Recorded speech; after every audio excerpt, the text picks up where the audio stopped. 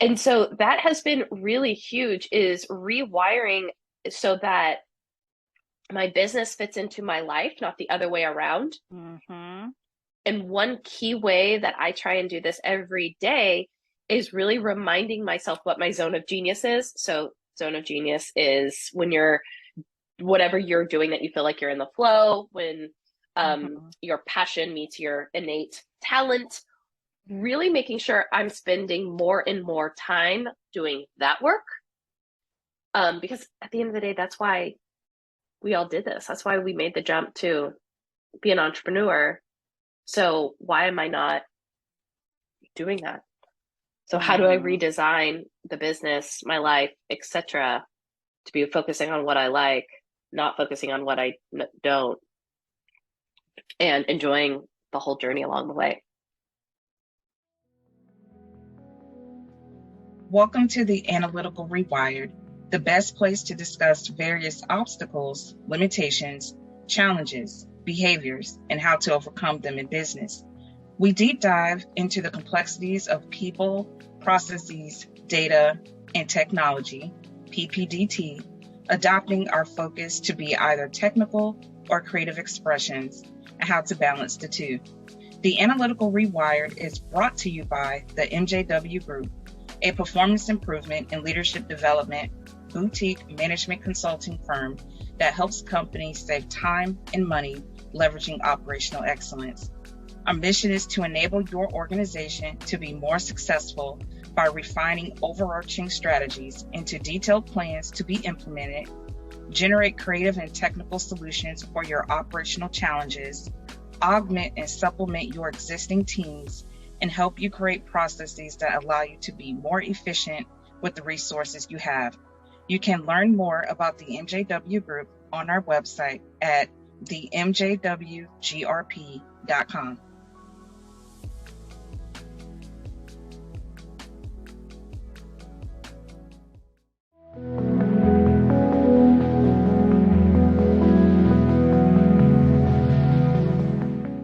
Welcome to the Analytical Rewired. I'm your host, Jennifer White, CEO of the MJW Group, and I have my co-host here, Sarah Ashley. How are you?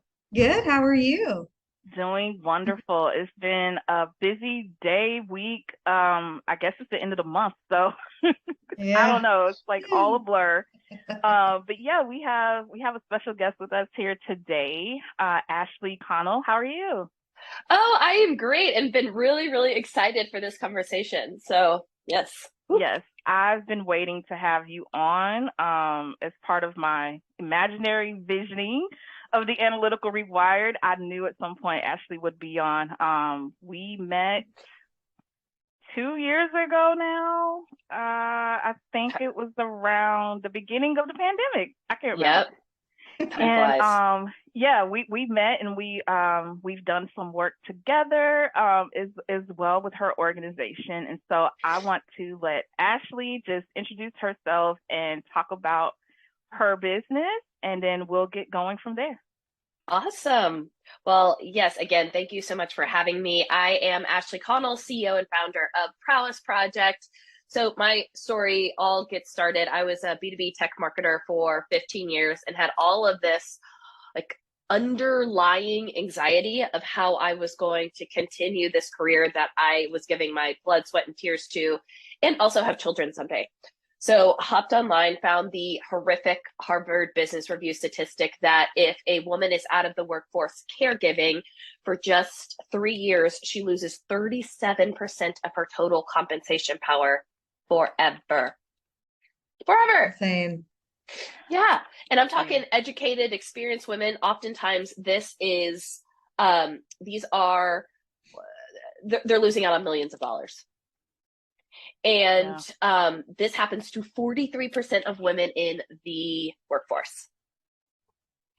So I became obsessed with these statistics and decided to do something about it. So I built Prowess Project. So what Prowess is an online platform that helps women return to the workforce, whether they are caregivers in any way, shape, or form, not just moms. And they go through upskilling, networking, and as they're going through that experience, we're gathering hundreds of data points on their skills, their communication style, emotional intelligence, work style. And with all of that data, we match them up with their ideal jobs. So employers come to us, we do a quick deep dive on culture, what they need in the role, the managerial style, and then take all that data, put it into our algorithm. And then on the employer side, we send them top 3 candidates, each with a compatibility score, so they know who to go and hire and why. Nice. And how long ago has it been when you started Prowess? We started 3.5 years ago. Oh, wow. Yes, it feels like forever and yesterday all at the same time. Yeah, it sure does. Actually, talk about how you alluded to it a little bit, but you were trying to solve your future issue.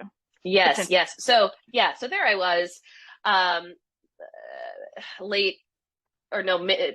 mid 30s, and knew I wanted to have kids eventually, and then found these statistics, and I was like, oh my God, I'm trying so hard. And so I decided to solve my future problem, and really be a caregiver ally. Like at that time, I had a husband. I was caring for my dog, but that was it. Now, fast forward to now, I have an almost 9-month-old, which is insane. And being a mother and a CEO of a tech company is a whole other level I could not have even imagined. So yes, now I am living the mission. Yeah, and I was drawn to Prowess Project, I think in a Facebook group, and I was drawn to it because I could see with your mission that you had, like I could see that my same footsteps in that issue. Right. And I'm still trying to create my path because I have not had children yet.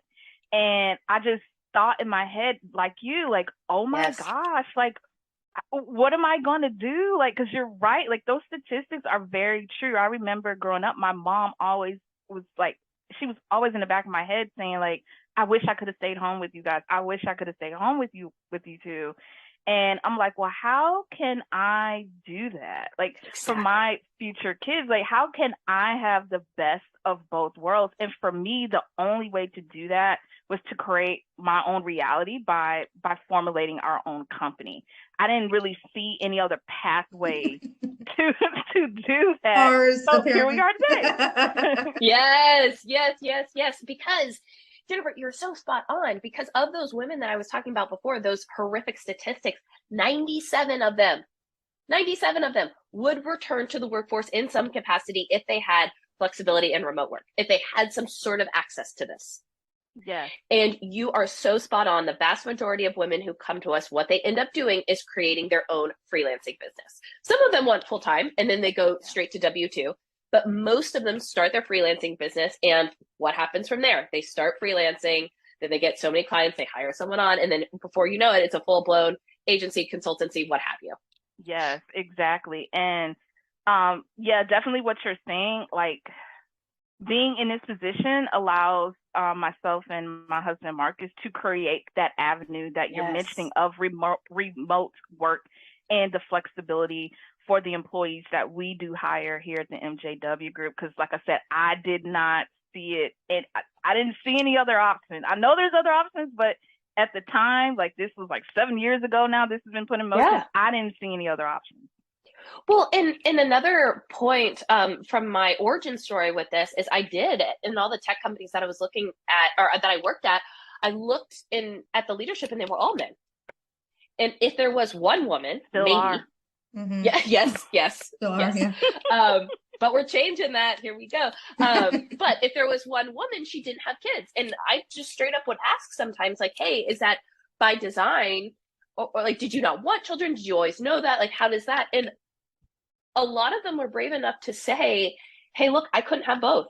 and I chose my career, and good for them. Like, that's what they wanted. But I knew that that wasn't what I personally wanted. I did want to have both. And so to your point, I had to create my own reality. And I'm hoping that by creating Prowess Project, I am now women can stand on my shoulders and go and create their own reality so that they can have both as well. Exactly. I can think of a few of my friends that wish they had probably worked with you at this point. Several of my friends have all had babies, and I think if they had their way, they would not be back at work. They would be with them or be able to juggle both of them a little bit easier. Like maybe work part-time and then also stay at home, or, have a remote job so that they could stay at home and still have that ability to raise their kid. Exactly. And it's possible. Like, the one silver lining of COVID is now remote work is very normalized. Mm-hmm. And so we saw a huge influx of employers coming to us because our workforce, one of the things that we teach is how do you become a successful professional in the remote workforce? In particular, how do you use empathy in the workforce when you are remote? And that is so key and oftentimes not talked about. But like I said, because we really focus on this, and because caregivers and women in particular are very not emotional, empathetic, we saw this pull from employers wanting this type of talent, which is a huge confidence booster for them as well. Right. So talk a little bit more about the upskilling that you all provide as a resource with Prowess. Yes. So what we also realized is it was mainly caregivers or people who wanted flexible work. So that could mean remote, that could mean a career change into something that was more or less stressful, let's say, or it could be returning from a break. And so what we originally did is everyone went through the same path. They had to go through an upskilling, then there was networking, and then they got access to jobs. But then we realized that not everyone is at the same point.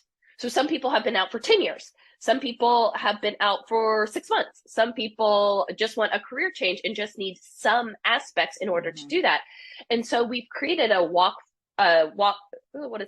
walk, run on the upskilling. So if they are running, they can go straight through our process. We gather data and they can get access to jobs immediately. Then we have one-off on-demand courses that can help in just a specific area. So let's say they need to ramp up their resume, or they need to do transferable skills and figure out how what they used to do translate to what their dreams are now. And then we just rolled out what is called the Pursuit. So this helps women who want to start their freelance company and want to figure out how to be thinking about this as a business. It helps them for 12 months outline all of that. And we are helping them within the first 3 months really get their first client and then help support all the way through. Oh, wow. I love that idea. Oh my gosh. Yes. And I think I mentioned this to you a couple of weeks ago when you guys had me on, that You were killer. I wish I had that support back then. I wish I had that support. Yeah. Right. I did crawl. I crawled into a cave. I came out, went back into a cave again. Crawl backwards. Oh yeah. Yes. It is hard. It's so hard. I don't want anybody to sit here and think like what Ashley and I are talking about. Even Sarah, because she's been a business owner as well. Like, it is hard. It is a dog. It's not for the weak. It's not for the weak. No, it is not. And I'm so grateful for people like you, because you need to find your community. You need to find your accountability group. You need to find the people who are doing this with you. You need to find someone who has done it before, who can help you along the way. Because God, if I would have, to your point, if I would have had someone helping me when I was first getting ready, I would have shaved off 2 years of nonsense. Yeah. The learning curve would have been a lot faster. Yeah. And I think sometimes it alludes to you don't know what you don't know. So I think you have to adopt somewhat of a learning mindset and just Yes. realize like you haven't arrived. And because even though I was in the corporate world for 12 years, like when I came out on my own, I was like, nobody can tell me anything. I got this. Like, no, like No. back to root of the issue here. Let's go back to square one. Like you're starting from zero, because who Jennifer White was in corporate America is different who Jennifer White is in the marketplace now. Like it's so different. It's like night and day. 100%. Right, literally rewiring the way you think. Exactly. Bingo. Yep. I was just about to say that, because one thing that I find is the hardest for women who are going out on their own is, sure, they may be killer at marketing, fantastic at operations. They could be the best project manager you've ever seen. However, when you're a freelancer or have your own job, like, you have to do the marketing, you have to do the payroll, you have to do, there's all of the business aspect of it that you don't really think about. And ideally you'll get to a point where you can outsource that, right? Yeah. But it doesn't begin like that. So you need to have that base knowledge. Yeah, I think people don't necessarily know that. I didn't know that either. And I actually stumbled across this book called The E-Myth Revisited. Yes. By Michael Gerber, where he talks about like you're kind of like a technician and you're doing it. And then at some point you wake up and you're like, who's going to run payroll? Or, you know, who's going to write this policy as I bring on somebody else? Who's going to write this procedure? Like you start to realize like, I'm it. Like I have to do it until somebody comes into this role. 100%. Yeah. 100%. Yes. The E-Myth is in my Amazon cart right now. I have not read it, but I've heard such great things. So it's good. It's a good book. Sounds like Sarah, something what I need other to read questions? too. Oh, what did you say? I just said sounds like something I need to read too. It's good. It's epic. What other questions do you have, Sarah? So I guess what is what's an important lesson that you've learned so far, I guess, in that 3.5 years that you've been in business? Ooh. If you can try to narrow that one down. Oh, that's a good one. I think number one would be ask for help. I'm constantly trying to learn that and relearn that. And I think as women too, we're usually the one giving the help. And it's very hard and very vulnerable and very brave to ask for it. However, if you're asking for it, you have to be, what I've also learned is you have to be very, very, very clear on what you need and what your expectations are, so that you're not wasting everyone's time, emotional energy, etc. As Brene Brown says, clear as kind. And that is absolutely critical. Yeah, that's a lesson I still need to learn too. I'm horrible at asking for help. Some of my friends will be like, your limb could be falling off and you would not even ask for help. It's like, I know, it's like one of my worst attributes. Why do we do that to ourselves? I don't know. I'll have a horrible ingrained. headache and someone would be like, do you want some Tylenol? I'll be like, no, I can figure it out. Oh my God. Yes. I don't know. I think I've just always tried to figure it out myself, when knowing good and well I could probably just ask for help. But it's figuring out that, I guess, that point where you should ask for help is very important too. Absolutely.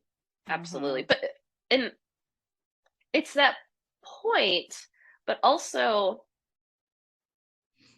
kind of who cares at the point? Do you know what I mean? Like, yeah. What's the worst thing someone could say? No. True. Okay, next. Or I don't know, and then you can just kind of figure it out. Exactly. I think we put a terror barrier. This words of Bob Proctor. He used to teach about this terror barrier in your head that has all these doubts and worries and fears, and it's like, why do we do that? And so for me, I have a personal mission to teach people to create their own reality, because why can't you do that? Like, what's stopping you? You're not going to know when these things are going to transpire, but if you put them in motion and you stay true to what your vision is for it, it's going to happen. Like, there's no way that it won't. So I think we got to get that out of our head, like the anxiousness, the fear, the worry, and the doubt, because it slows you down like more than you ever know. Yeah. Absolutely. I say that all the time. My biggest, I am the reason why Prowess has not gone faster, quicker, done more, is because of all of that. I heard this the other day and I loved it. Head garbage. It's all this like head garbage that I can't, or I can release, and I'm learning to release, but it is so, so critical. It is so ingrained in us, because your body, like, if you think about it, your mind is there to keep you safe at the end of the day. Yeah. So anything you do that's risky, your brain's like, oh. And what's riskier than going out on your own and being your own boss and paycheck and livelihood? Oh yeah. Or consulting people whose opinions don't matter, like you were just saying. Like, who cares? Like, they can't help you. They haven't gone there, so how are they going to help you? When you think about it in retrospect, you're like, yeah, that makes sense. Why am I asking them? They can't help me. Yes. Oh, that's okay. That is a huge other point of asking for help. Really dive into who you're asking for help from. If they haven't, to your point, if they haven't done it before, like, how do you expect them to help you? Yeah. And also a lot of this, and this is what I realized when I was looking for funding for Prowess Project. Yes, is let's talk about this.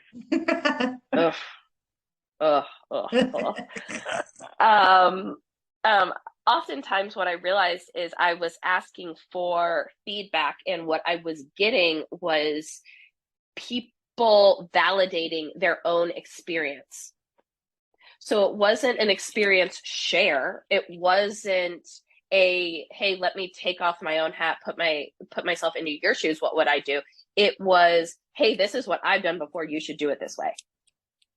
And that's so opposite of how you should be giving any sort of advice to help someone, in particular in the business realm. Yeah, you're right. Because whenever someone asks me for advice, I try to take it from a mentor or coach perspective and not project what I've done or how I did it, but tell the story of my thought process and methodology and how I arrived at where I'm at, so people can pick up those little nuggets and gems and try to figure out where they want to take their idea or their trajectory that they're already on. So you're right about that. Absolutely. Absolutely. I love this idea of an experience share versus giving advice.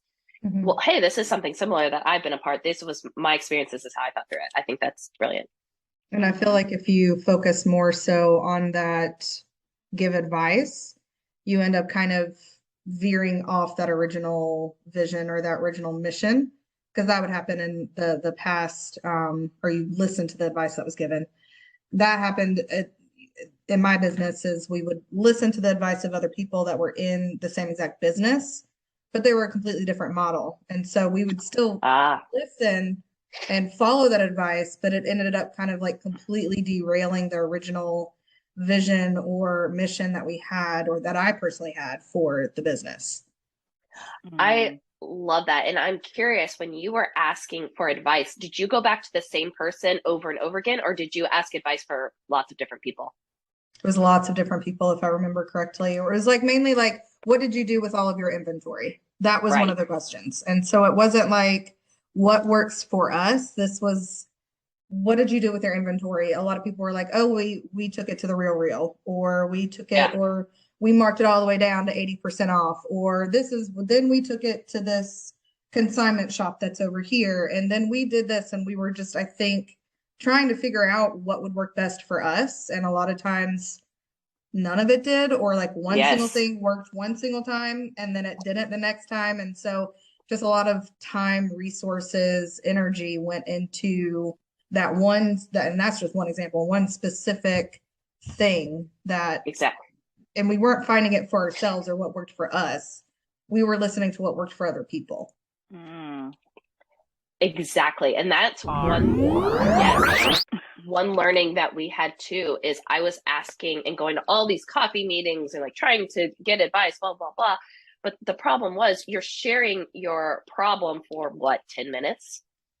And then you expect them to know exactly what you should go do when they don't have nearly of the content. So that was on me. That was a learning for me. I was trying to get advice from way too many people who weren't all aligned versus finding one mentor, one coach, one, person who has done it before, and constantly going back to that one person, advisor, what have you, who I didn't have to explain the context, or who could remember from 3 months ago what had happened without me having to give all of that. Bars. I'm learning that myself. So that's why I'm like, bars. I had to learn the hard way. Yep. And it's hard to find people that are aligned that you can trust as well. Yes. Like sometimes there's a trust factor there, but yeah, you've hit it spot on for sure.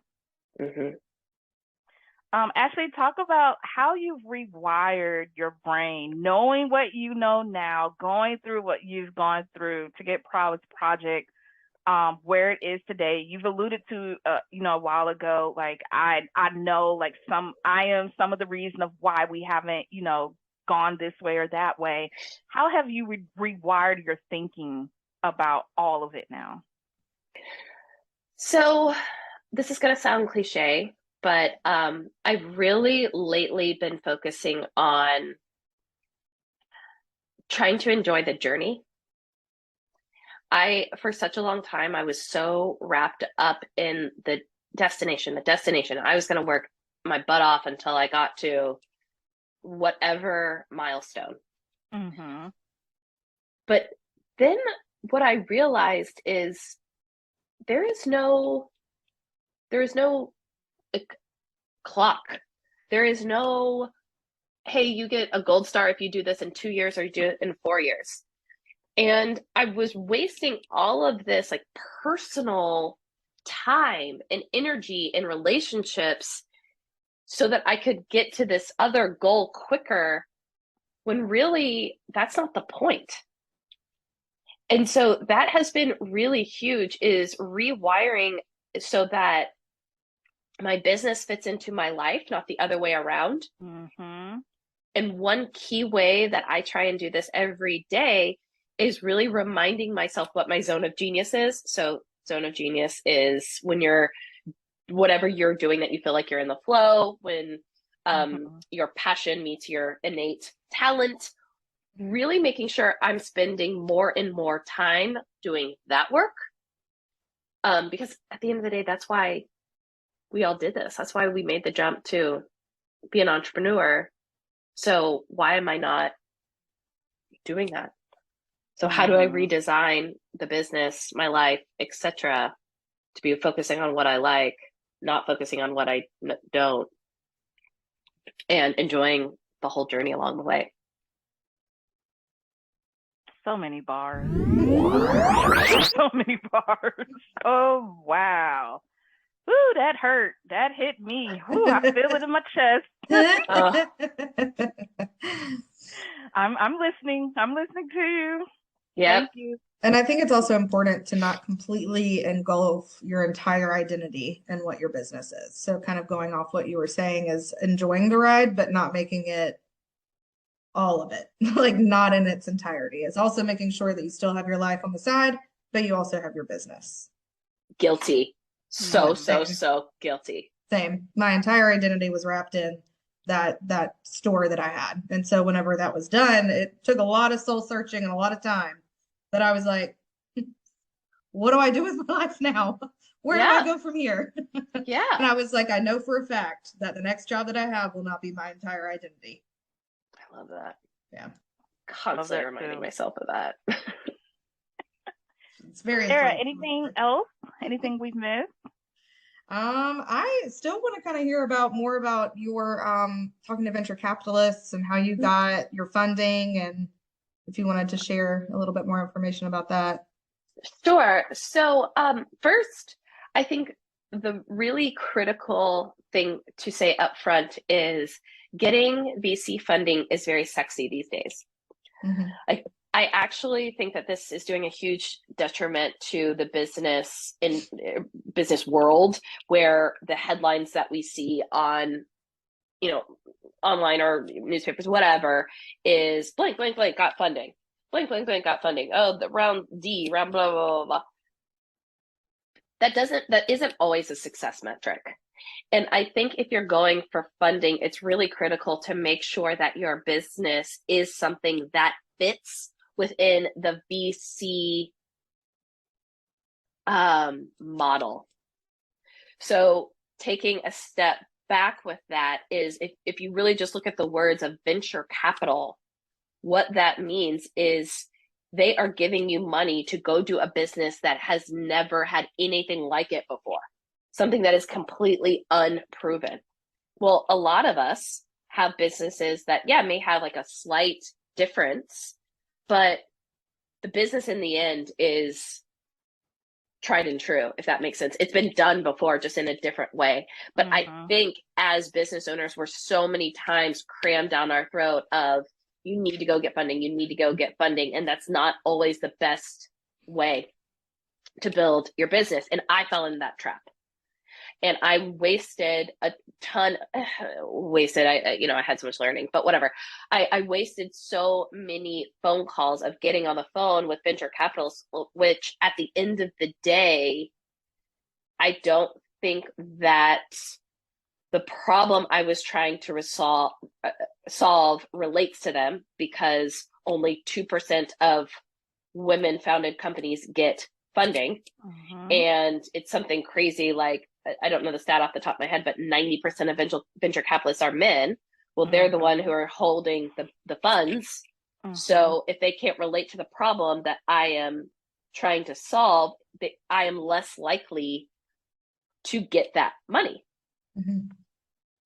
So I share that because it was a huge time waster, because I didn't figure out what the other ways of potentially getting funding are. I also didn't do my own due diligence on VC companies to make sure I even fit their thesis or their portfolio.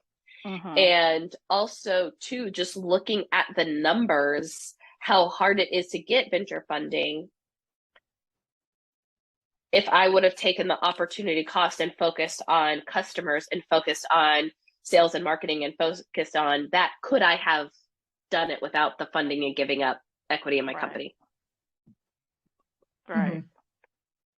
Now, VC is absolutely needed for some companies. Absolutely. There would be no company without it. But I also challenge you to look at different types of funding methods, whether it is loans or crowdfunding. And I know all of that is so, quite frankly, screwed up these days. Like, it's so working against female founders. So I could go into that, and us trying to get a loan too. Like, that was just a mess. And at the end of the day, we had to take a big step back and be like, okay, what side hustles are we going to do to bring in money for our family along the way while we get Prowess Project ramped up? Yep. Bars and bars and bars. Yes. I know that was kind of all over the place, but that's it. That has been the journey, quite frankly, all over the place. Yeah. I think that's a good way Oh, go ahead, Sarah. I was just going to say, I think that's also a good way to explain owning a business in general. That's what I was going to say. Yeah, the entrepreneurial journey is not linear. So I don't know where that chart that we've all seen it that just goes up a steep hill. I'm like, who does that? To the right. I crawled back into the cave out, crawled again, came out. 100%. Yes. Yeah. Maybe for some people, but not. I have yet to know anyone. Yeah. Well, I think it's too, is like, let's start defining our own success metrics in business. It doesn't have to be raising money. It does, and if you're really looking at a business, what's most important than profit? I'll wait. Like, I don't think it's raising money. I don't think that it is revenue. I heard this the other day and I loved it. Revenue is vanity. profit is sanity, cash is king. Love that. Mm-hmm. Yeah, I've kind of changed my mindset about certain things. I'm always looking at our cash flow, looking at the profits and trying to figure out what we're doing with those profits to, reinvest into the business or invest it into other assets that can generate more revenue. Yes. So I use the methodology, which don't nobody, coin this, but our average drug dealer on the side of the street, right? They flip and seed, flip and seed, flip and seed. Like they keep taking what they have, they use it to get something else, and they take that and use it to get something else. I mean, the concept's there, maybe not the best method, but the concept is there of, how you take little by little. And it's interesting because that's what our country was founded on. I come from a family of farmers, So my mom growing up on a farm, they grew everything they ate, they grew on the land. Wow. And we had to learn how to survive like that years ago. But somewhere along the way, I don't know, like that just left. Like we bartered and we traded, and thank God for Trader Joe's, because that's like the only sanity I have around here in Charlotte. But oh my God, I love it. I feel that. I gotta go there tonight. Love Trader Joe's because that's their concept. It's like, how do we trade these things? How do we bring things you find in Trader Joe's you really don't see in the average space, right? So yeah, I think we need to go back to some of the founding principles of how this country was founded and things that we used to do, and it doesn't have to be that hard. It's really simple. And like you're saying, like there's other ways of getting funding because the rules that are in place for funding is hard. Like a lot of people don't know that when you're getting started, you have to have so many years under your belt of producing revenue and profit, turning a profit. Like they want to see that. They want to know why you're utilizing these funds. Like what are you utilizing these funds are? And if you're just starting out day one, you really don't understand that concept of what you're utilizing your funds for. Like your business plan changes all the time. Like everything changes in your business every single week, every single day. 100%. It's what we're seeing is fascinating. What we started off at, day 30, we went like all the way around, flips and turns, and now we're back to that, which is fascinating. Because we got too eager, tried to grow too fast, tried to be too many things for everyone. And I mean, what they say, there's riches and niches. So have you heard that one? I heard that one yesterday. You've got so many fun sayings. No, I know. I probably sound so cheesy. Like I'm gonna listen back to this and I'm like, oh God. But it helps you remember. And so then I'm like, and then I tell myself when I'm trying to like, oh well, should we offer this and should we offer this? No. Stay the course. Stay the course. Exactly. Stay on track. Yeah, it's hard because there's a lot of distractions. And I think that's why back years ago, we didn't have all these distractions. It's like, hey, I have sugar. Hey, I have milk. Want to trade? Yeah, let's do that. Yeah, exactly. So simple. Yeah, that sounds tight. Okay, cool. Yeah, here. Oh, my God. So Ashley, is there anything you would like to share with our audience? Do you guys have any programs launching? You mentioned the Pursuit program, of course, but is there anything else you want to share with the audience or leave them, I don't know, a promo code or anything like that? Yeah, absolutely. So first and foremost, on the Pursuit, typically that is for people who are starting off their business. We are doing a free masterclass that starts September 26th, where we will really zero in on finding your zone of genius and figuring out what you can go do in your freelance business. So absolutely would love to see you all there. Like I said, absolutely free. And then if you already are an established small business, what Prowess has mostly from a talent standpoint, are operations talent. So if you do need a one-off person to help a couple hours a week or 20 hours a week, that's something that we can help with too. Perfect. If you head over to prowessproject.com, you can get all the goodies, all the good things. And where else can everyone find you? Where do you hang out these days? Oh man, where do I hang out these days? So we have a Facebook group that we're in quite a bit, sharing career tips, how to start your freelancing gig. So that's really on the talent and the job seeker side. And then otherwise, LinkedIn. I am on LinkedIn quite a bit, sharing some of these cheesy sayings that I have. And so if you're just chomping at the bit to get more cheesy sayings about business, I'm your gal. Hit me up on LinkedIn. There was one I saw you post, I think it was last month. You were saying like, newsflash, if you don't have this person in your business or this person in your business, hey, get back to work or something like that. It was if you don't have an assistant, you are the assistant. And I think that works in all aspects of your business. If you don't have a COO, guess what? You're the COO. If you don't have a project manager, guess what? You're the project manager. Like just point blank. And when you think about it like that, you're like, oh, yeah. Yeah, goes back to the E-myth again. Yeah. You're it.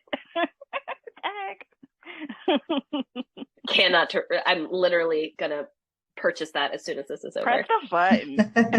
Press the button. So good. All right. Sarah, you want to end us out today? Of course, everyone, please like, share, and subscribe to the Analytical Rewired on YouTube.